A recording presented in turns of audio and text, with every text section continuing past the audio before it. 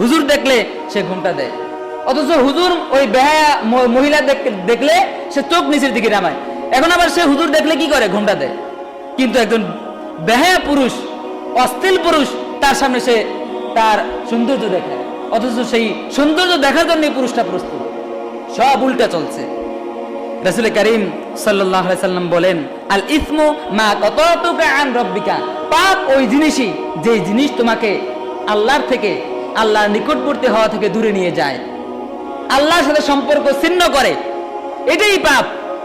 আপনি বলেন, গান শোনার পরে এই পর্যন্ত কয়টা লোক নামাজি হয়েছে? অশ্লীল বেহায়াপনা ছবি দেখার পরে এই পর্যন্ত কয়টা লোক নামাজি হয়েছে? আল্লাহর তাহাজ্জুদ গুজার হয়েছে, আল্লাহর নিকটবর্তী বান্দা হয়েছে? কয়টা ছেলে আগে অসভ্য ছিল, এখন সভ্য হয়েছে গান শোনার পরে? বরঞ্চ সে গানের মধ্যে আসার পরে এখন অসভ্য হয়েছে, আগে সভ্য ছিল। আগে সে আদববান ছিল, এখন গানের আসারে আসার কারণে সে এখন বেয়াদব হয়েছে। এর পাপ কোনটা? রাসূল বলেন, আল ইসমু মা কাতাতুকা আন রাব্বিকা, যেটা রব থেকে সম্পর্ক ছিন্ন করে, দূরে নিয়ে যায়, ওটাই পাপ। এখন আমাদের মোবাইলের আসক্তি, মোবাইলে গেমস খেলা, সমাজের 5-4টা ছেলে একত্রে মিলে অন্যায় আচরণ করা, সেটা আমাকে দিন দিন অন্যায়ের দিকে নিয়ে যাচ্ছে, তাহলে সেটাই আমার জন্য পাপ, মহাপাপ।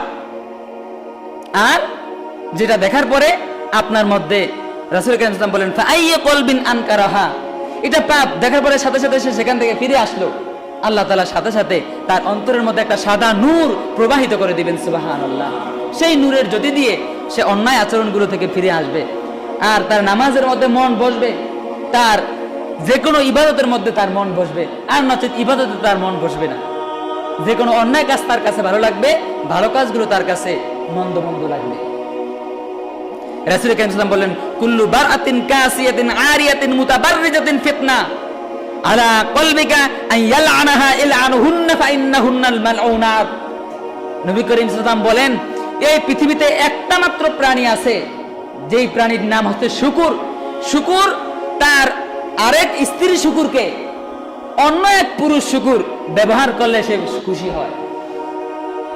এই প্রাণীর মতো আচরণ তারা করে যারা তাদের আপন মেয়ে, আপন স্ত্রী, আপন বোন, আপন মা, এরা যখন অন্য পুরুষের সামনে দেখা হলে তারা খুশি হয়।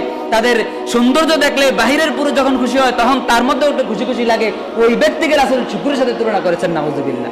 ওয়ালানুহুমুল লাঈনুন, এখানে বলা হয়েছে ইলানুহুন্না ফাইন্নাহুন্না মালউনাত। মালউন কারে বলে? যে লানত প্রাপ্ত, আল্লাহ লানতের মধ্যে আছে। কিছু কিছু লোক আছে, তার মেয়ে একটু সুন্দর, তাকে বাজারে পাঠিয়ে দেয়, তার বন্ধুরা দেখে, তো তোমার মেয়েটা তো খুব সুন্দর, এটা বলার পরে তার কাছে একটু ভালো ভালো লাগে। রাসূল বলেন, ওই ব্যক্তি শুকরের চেয়ে নিকৃষ্ট, সে ব্যক্তি লানত তার জন্য। আবার তার বোন বাজারে গেছে, তার বন্ধুরা খুশি হলো যে তোমার বোন তো আজকে দেখলাম বাজারে আসছে, খুব সুন্দর।